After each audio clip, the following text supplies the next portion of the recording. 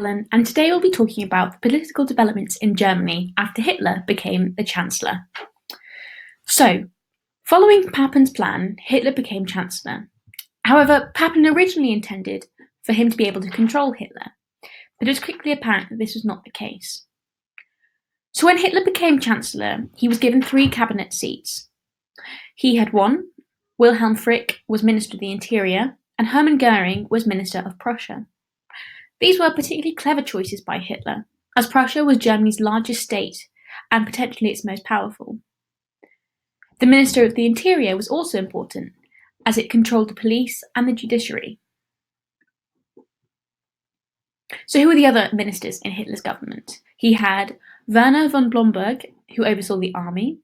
The DNVP had 2 important positions, as they had Hugenberg, who is the Minister of Economics, and Franz Selt, who was the Minister for Labour. Selt had founded the Standhelm, and in April the SA and the Stahlhelm merged. So the elections were in 6th of March 1933, and on the 31st of January, Hitler addressed the country over the radio. He promised national discipline will govern our life. In doing so, he invoked both God and nationalism alike. So just to recap what we've just spoken about, when Hitler spoke to his country across the radio, he promised that national discipline would govern our life, which I think quite clearly sets out his agenda for his time as Chancellor and then later on Führer. And although Hitler wasn't given much power originally when he was given the role of Chancellor by Papen, he was very strategic about the seats he chose to have with his allies. So he ensured that his NSDAP colleagues, which were only 3 of them, were in very important positions as the Interior Minister and the Minister for Prussia. One of the first things which happened when Hitler became Chancellor was the Reichstag Fire. This happened in February 1933.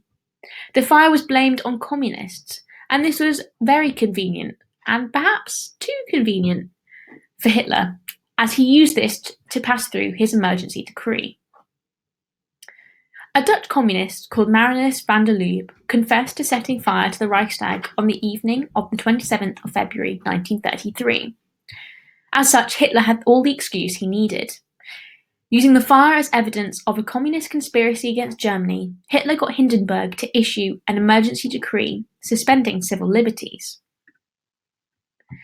As a result, the decree allowed the secret police to hold people indefinitely in protective custody. Protective because it protected the German people from its enemies.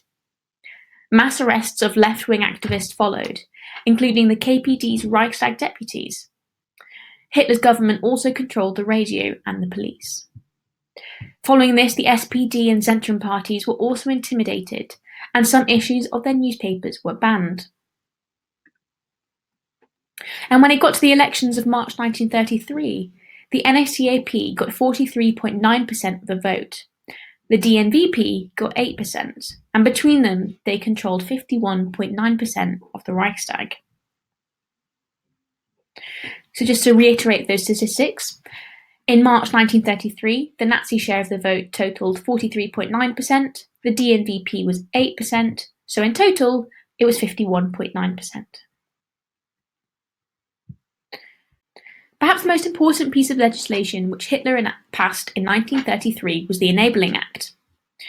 The Enabling Act was passed by the Reichstag. However, KPD deputies were absent, as these deputies were intimidated, as the Kroll Opera House was surrounded by the SA and SS.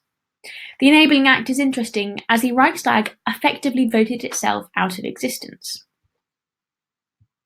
The Act gave emergency powers to the government for 4 years, and it allowed the cabinet, which in essence was just Hitler himself, to pass decrees without the president's involvement. As it was a constitutional amendment, it needed a 2/3 majority, and it convincingly passed by 441 votes to 94. Only the SPD voted against it, and as such this meant democracy was over. And here is a quote from Hitler to the Reichstag when he justified the Enabling Act. He said, quote, "By its decision to carry out the public and moral cleansing of our public life, the government is creating and securing the conditions for a really deep and inner religious life." So the Enabling Act is really important because it needed a 2/3 majority to pass through, and it went through with a hammering of 441 votes to a mere 94, with only the SPD voting against it. And its implications are so enormous because it means that democracy was over in Germany. And finally, returning back to the elections, which we spoke about earlier, they were on the 6th of March. And the thing which made this all happen in the first place was the Reichstag Fire of the 27th of February 1933. And we must remember that a Dutch communist called Marinus van der Lubbe was blamed. However, it seems a bit convenient that he was the one to blame, as this gave Hitler a pretense to arrest lots of communists. Thank you very much for listening to this podcast. Next time we'll be talking about the state of Germany by March 1933.